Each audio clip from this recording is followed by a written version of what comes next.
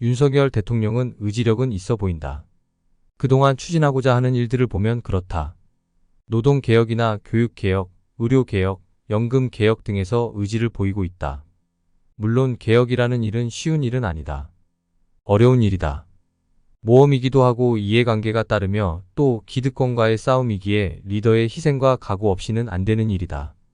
그런데 개혁은 의지력만 가지고는 될 수 없다. 자신감이 있어야 한다. 자신감은 자신이 있다는 느낌이다. 그런데 자신감은 이타적일 때 생긴다. 이기적일 때는 자신감이 생길 수 없다. 오직 국민을 위해 희생할 수 있을 때 또는 그러한 각오가 돼 있을 때 자신감이 생긴다. 그리고 이기적이냐 이타적이냐 하는 기준 판단도 주관적 판단이 아닌 객관적 판단이어야 한다.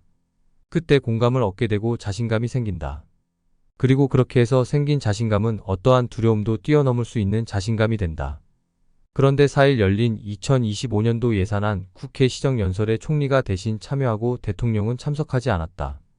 이유는 국회가 시끄럽고 안정이 안 돼 있기 때문이란다. 솔직히 야당으로부터의 모욕적 행태가 싫어서 그럴 것이다.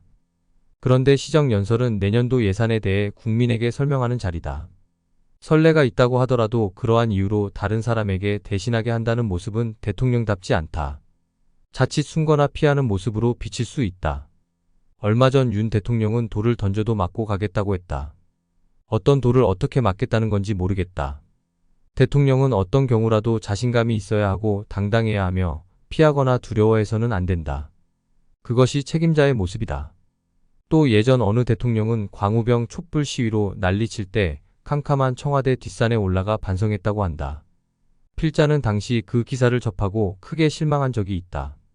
캄캄한 밤에 뒷산에 올라가 무엇을 했는지는 모르겠지만 자신감이 있는 대통령이라면 뒷산에 올라갈 것이 아니라 광화문 광장으로 나와야 했다. 돌에 좀 맞으면 어떤가? 국민을 위한 일보다 그게 두려운가? 정당한 국정 운영이라면 국민을 이해시키고 설득해야 했다. 이해와 설득은 다른 편을 위해 존재한다. 이해시키고 설득하는 것이 지도자의 책임이다. 그런데 광화문 광장을 내려다보며 반성했다고 하니 반성할 일이 있었다면 국정을 잘못 운영한 것이 된다. 피하고 숨는 리더는 자격이 없는 리더다. 물론 어려움이 있을 수 있다. 그러나 그 어려움을 돌파하고 나가는 것이 책임자다. 보도로는 윤 대통령에 대한 지지율이 19%로 역대 최저치를 기록하고 있다.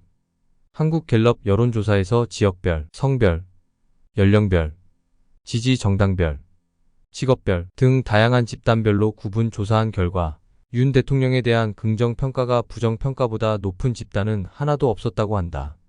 모든 집단에서 다 반대하는 사람이 더 많았다는 얘기다. 이러한 가운데 4일 열린 내년도 예산안 국회 시정연설에도 참석하지 않았다.